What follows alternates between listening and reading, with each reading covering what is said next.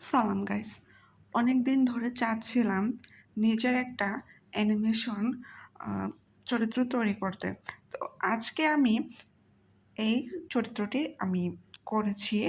এতদিনে আরও কিছু কাজ করেছিলাম, কিন্তু সেগুলো একটু জুতসম্মত হয় মানে আমার কাছে ভালো লাগেনি।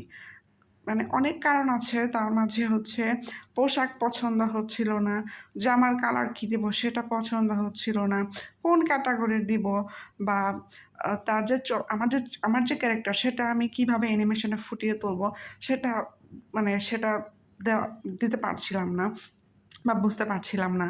কিন্তু আজকে আমি একটা কাজ করেছি।